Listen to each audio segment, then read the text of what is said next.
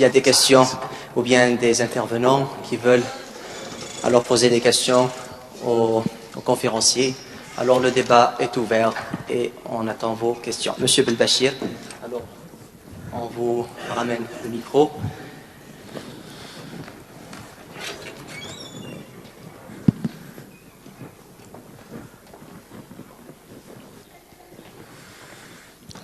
Merci Monsieur Moulay pour la présentation.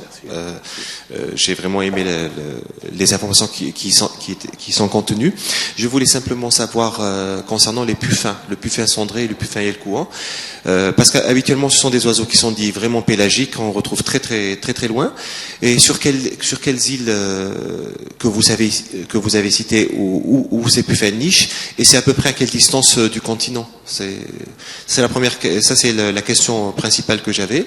Mais sinon, bon, je voulais aussi saisir l'occasion de dire quelque chose sur l'îlot Alaï, parce que bon, je saisis l'occasion de mon collègue du parc national de Gouraya. Bon, c'est vrai qu'il y a apparemment, j'ai entendu parler de ce projet-là d'intégrer l'îlot des Bisons dans la future aire marine protégée, et c'était vraiment dans l'urgence, c'est dans l'urgence. Mais c'est vraiment inquiétant le fait que chaque été il y a toujours des, on sait que par exemple, c'est un îlot qui a une haute valeur patrimoniale étant donné, bon. Elle accueille l'ail changeant ou le poireau changeant, qui est une espèce qui est une espèce spécialiste des îles méditerranéennes, centro-méditerranéennes, mais quand même qui ont une haute valeur patrimoniale pour les enfants de l'Algérie, parce que les seuls endroits où on peut aller les voir, c'est l'îlot Alaï et en zone continentale d'Annaba. Mais pas plus tard que l'été passé, il y a encore des personnes qui vont là-bas et qui en arrachent, puisque je me rappelle, cet été nous étions là-bas à la plage et il y avait une personne avec sa fille, ils sont partis, ils ont arraché un plan, ils l'ont ramené. Bon, j'ai expliqué, mais vous savez, il faut qu'il y ait toujours une présence. Hein. J'ai expliqué l'importance qu'il fallait pas faire, qu'il fallait retourner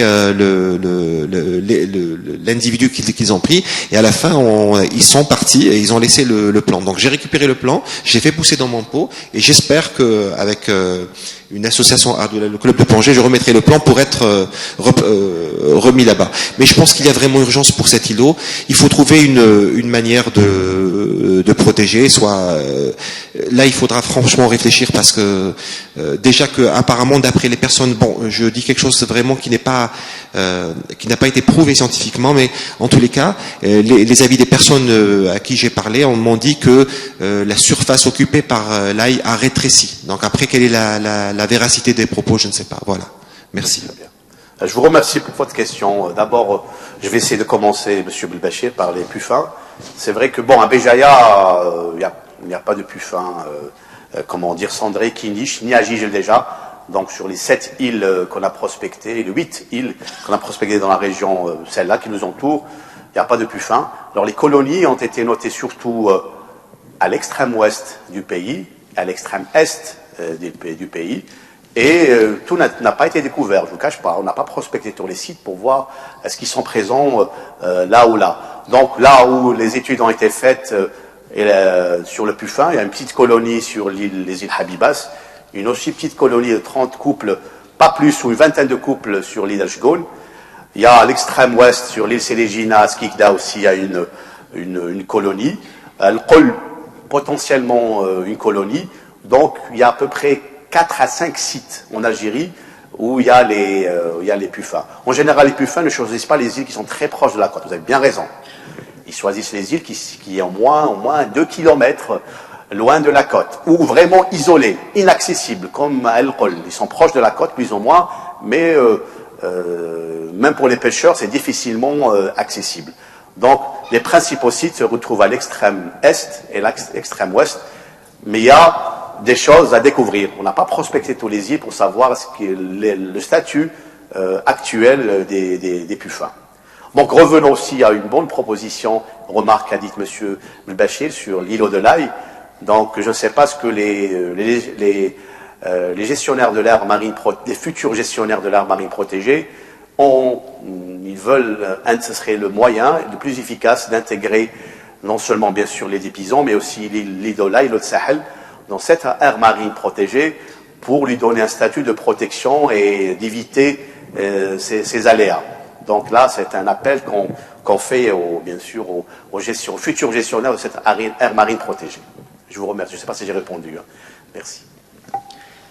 Merci à vous, Monsieur Belbachir. Alors, avant de passer à la deuxième question, je tiens alors à remercier Monsieur et Madame Belbachir, enseignants-chercheurs au département des sciences biologiques de l'environnement, pour leur honorable présence, mais aussi d'avoir libéré leur groupe et de faire de ce cycle de conférences des TD et des cours directs. Alors, présenté par nos chers conférenciers. Alors merci à vous, monsieur et madame Belbachir. Nous vous remercions alors pour votre soutien et aussi pour votre présence. Alors je passe la parole à la deuxième question. Je pense qu'il y a quelqu'un qui posera la question. Monsieur, vous avez parlé sur les plantes envahissantes. Est-ce que la plante qu'on appelle communément Acarmos ficus indica, est-ce que c'est une plante envahissante? Parce qu'on la voit beaucoup plus sur l'île des Pisans, elle est en train de coloniser tout le... Très bien. Est-ce qu'on peut faire une action pour la stopper ou faire quelque chose pour ne pas qu'elle détruise l'île complètement? Très bien. Effectivement, vous avez bien raison. L'Opuntia ficus indica est considérée comme une espèce envahissante dans le milieu insulaire. Elle n'est pas originaire des îles, elle a été introduite malencontreusement par les visiteurs de l'île. Bien sûr, sous réserve de faire une étude sur son étendue et son impact sur la flore originelle, tout est le bienvenu pour la gestion si elle commence à prendre de l'ampleur. L'idéal, c'est d'essayer de faire des essais de gestion, de limiter sa superficie en coupant tout simplement cette plante-là et voir ce qui se passe. Effectivement, l'île, le Puntia ficus indica est une espèce envahissante dans les îles. Très bien. Merci.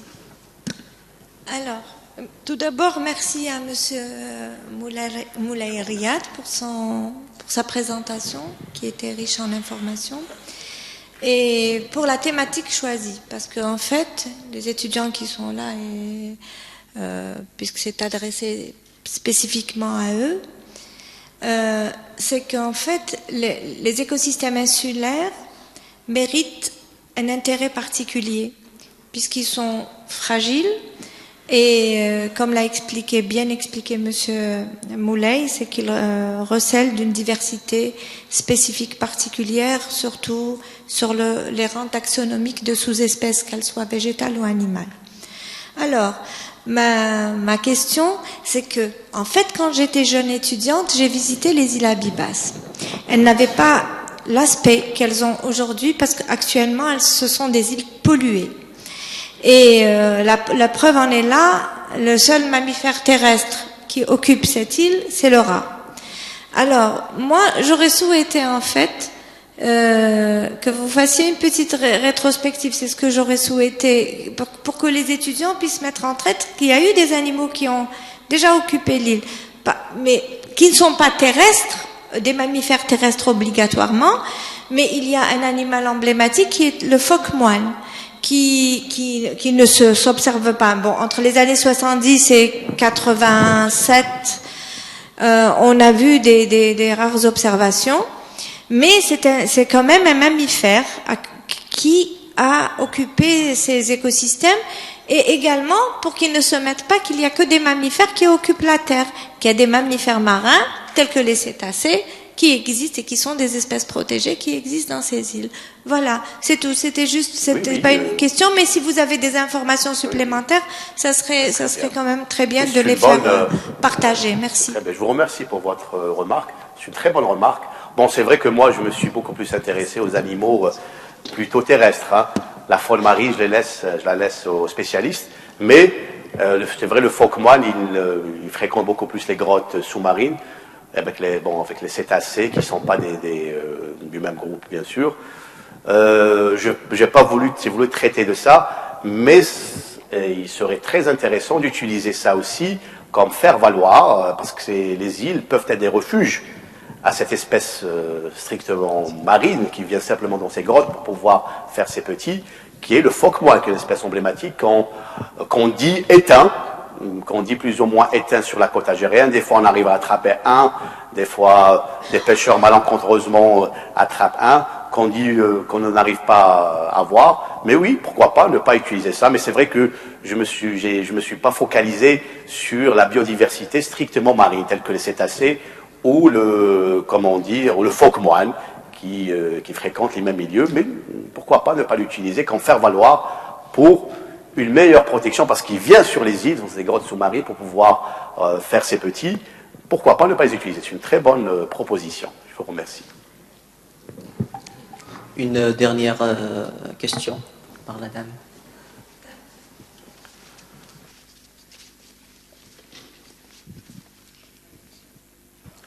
Bon, salam alaikum, je me présente, c'est Madame Oukmanou, je représente le commissariat national du littoral. D'abord, je remercie Monsieur Moulay pour la thématique de sa communication. Moi, ma question, je voulais juste que vous fassiez un trait sur, quand vous parlez de la diversité des milieux insulaires, est-ce que ces milieux insulaires ne courent pas des contraintes ou là des risques concernant la pollution au niveau de ces milieux? Est-ce que la biodiversité, elle n'est pas menacée en quelque sorte? Si elle existe, on aimerait bien savoir. Je vous remercie. Oui, je vous remercie de votre question.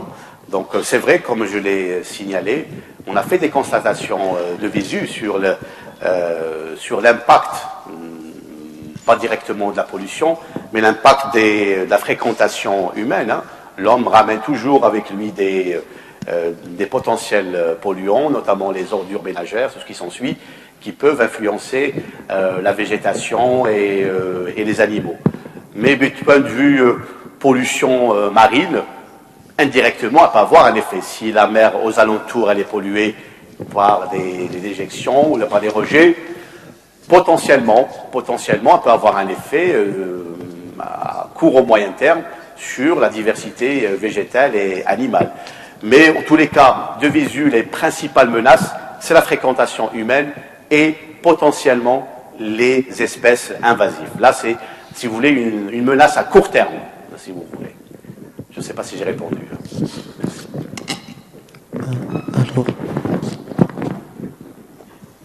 Alors, par l'intervention de Madame Oukmanou, alors nous arrivons à la fin de cette première conférence. Madame Oukmanou, alors si Monsieur Moulay a répondu à votre question, c'est bon. Sinon, il y aura alors la deuxième question qui répondra plus précisément à la question sur la pollution marine. Alors, on enchaîne. Tout d'abord, merci beaucoup, professeur Moulay, pour votre présence et d'avoir accepté l'invitation du club scientifique. Là maintenant.